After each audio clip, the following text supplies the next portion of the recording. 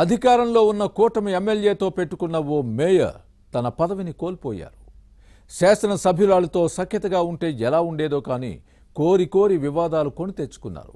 చివరికి కొలివితో తలగొక్కొని అనర్హత వేటుకు గురయ్యారు. ఇంతకీ మేయర్ పదవి కోల్పోయిన వైసీపీ నేత ఎవరు? కూటమి ఎమ్మెల్యేతో ఏ విషయంలో తేడా వచ్చింది? అధికారాన్ని అడ్డం పెట్టుకొని చేసిన తప్పులేంటి? అవే పనులు చేసిన కార్పొరేటర్ల పరిస్థితి ఏంటి?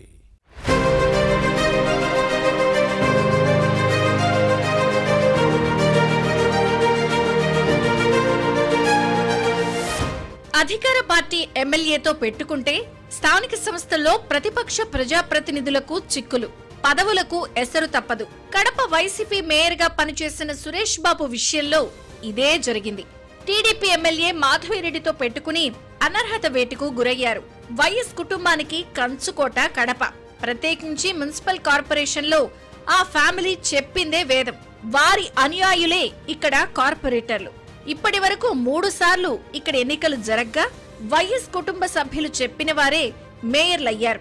2021 మార్చిలో జరిగిన నగరపాలక సంస్థ ఎన్నికల తర్వాత మేయర్ గా బాధ్యతలు నిర్వహించిన సురేష్ బాబుపై ఇటీవల అనర్హత వేటు పడింది. కడప మున్సిపల్ కార్పొరేషన్ లో వైసీపీకి మెజారిటీ ఉంది. మేయర్ కు వచ్చే ఏడాది వరకు సమయం ఉన్నా పదవిని అడ్డుకుని ఈయన కుటుంబం చేసిన తప్పులతో తిప్పలు తప్పలేదు. ఈయన కుటుంబం నిర్వహిస్తున్న సంస్థకు కాంట్రాక్టులు కట్టబెట్టి అధికార దుర్వినియోగానికి పాల్పడ్డారన్న ఆరోపణలపై జరిపిన విచారణలో అడ్డంగా దొరికిపోవడంతో పదవి పోగొట్టుకోవాల్సొచ్చింది.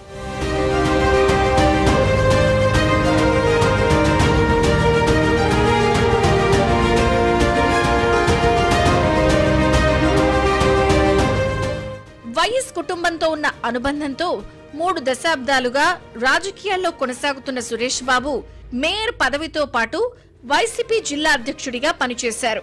వైఎస్ రాజశేఖర రెడ్డి హయాంలో కాంగ్రెస్ లో పదవులు నిర్వహించారు. ఆ తర్వాత జగన్ పంచన చేరి 2 సార్లు మేయర్ గా పనిచేశారు. అయితే అధికారం చేతిలో ఉండడంతో రెచ్చిపోయి చక్రం తిప్పారు. నిబంధనలకు విరుద్ధంగా కుటుంబ సంస్థకు కాంట్రాక్టులు అప్పగించి చిక్కులు కొని తెచ్చుకున్నారు. జగనే అధికారంలో ఉంటారు, తననెవరూ ఏమి చేయలేరు, పదవి నుంచి పేకలేరు అన్న ధీమాతో విర్రవీగారు. కానీ గత ఎన్నికల్లో కూటమి అధికారంలోకి రావడంతో సీన్ రివర్స్ అయింది. సురేష్ బాబు కుటుంబం మేయర్ గా పనిచేసినప్పుడు చట్ట విరుద్ధంగా కార్పొరేషన్ లో రోడ్ల నిర్మాణం, డ్రైనేజీ పనులు చేశారని విజిలెన్స్ విచారణలో తేలడంతో ప్రభుత్వం పదవి నుంచి తొలగించింది.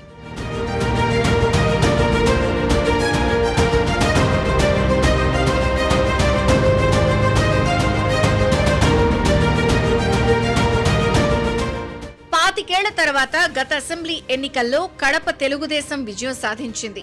టీడీపీ ఎమ్మెల్యేగా గెలిచిన రెడ్డెప్పగారి మాధవిరెడ్డి శపథమే సురేష్ బాబు పదవికి ఎసరు తెచ్చింది. కార్పొరేషన్ సమావేశాల్లో ఇద్దరి మధ్య రగడ జరిగింది. ఎమ్మెల్యే మాధవిరెడ్డి అనుచరులైన తెలుగుదేశం కార్యకర్తలు సురేష్ బాబు నివాసం దగ్గర చెత్త వేయడంతో మొదలైన వివాదం ఆ తర్వాత కార్పొరేషన్ మీటింగ్ లో వేదికపై కుర్చీ విషయంలో తేడా రావడంతో తారాస్థాయికి చేరింది. మాధవిరెడ్డి ఎమ్మెల్యే అయిన తర్వాత జరిగిన నగరపాలక సంస్థ సర్వసభ్య సమావేశంలో ఎక్స్ అఫీషియో సభ్యురాలిగా డయాస్ పై ఎమ్మెల్యేకు సీటు వేశారు. ఫస్ట్ మీటింగ్ లో ఆల్ ఈజ్ వెల్ అనుకున్నారు. కానీ రెండో భేటీలో రేగిన వివాదం ఆ తర్వాత రాజకీయ ప్రకంపనలకు కారణమైంది. సమావేశంలో వేదిక మీద ఎమ్మెల్యేకి కుర్చీ లేకుండా చేశారు. ఆగ్రహంతో ఊగిపోయిన ఎమ్మెల్యే ఆ వ్యవహారాన్ని చాలా దూరం తీసుకెళ్లారు. ఆ దెబ్బకిప్పుడు మేయర్ సీటుకు ఎసరొత్తేచ్చింది. Municipal corporation general body meeting లో కార్పొరేటర్లతో కూర్చోబెట్టడాన్ని అవమానంగా భావించిన మాధవిరెడ్డి మేయర్ కు కుర్చీ లేకుండా చేస్తానని శపథం చేశారు. నిబంధనల ప్రకారం మేయర్ తో పాటు కుటుంబ సభ్యులు కార్పొరేషన్ లో కాంట్రాక్టులు చేయకూడదు. కానీ సురేష్ బాబు నిర్వహిస్తున్న నిర్మాణ సంస్థకు మున్సిపల్ కాంట్రాక్టులు అప్పగించి పనులు చేయించడాన్ని ఎమ్మెల్యే పట్టుకున్నారు. దీంతో మేయర్ సురేష్ బాబు అక్రమాలపై ఆధారాలతో ప్రభుత్వానికి ఫిర్యాదు చేయడంతో విచారణ జరిపిన విజిలెన్స్ అధికారులు అక్రమాలు వాస్తవమేనని తేల్చారు. దీంతో అనర్హత వేటు పడింది.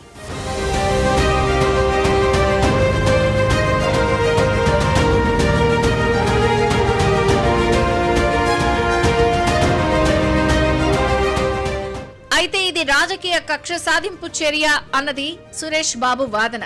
టీడీపీ ఎమ్మెల్యే మాధవిరెడ్డి అసత్య ఆరోపణలతో తనపై ఫిర్యాదు చేసి విజిలెన్స్ అధికారులపై ఒత్తిడి తెచ్చి అనుకూలంగా నివేదిక ఇప్పించుకున్నారు అన్నది ఈయన ఆరోపణ.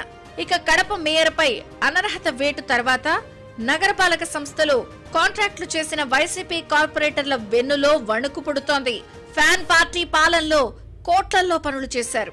ఇవి తమ మెడకు చుట్టుకుని అనర్హత వేటు పడుతుందేమోనని టెన్షన్ పడుతున్నారు. కూటమి ప్రభుత్వం ఇప్పుడు దీనిపై దృష్టి పెట్టడంతో ఎప్పుడేం జరుగుతుందోనని భయపడుతున్నారు. కడప నగరపాలక సంస్థ వైసీపీలో భవిష్యత్తు పరిణామాలను పరిశీలించాలి.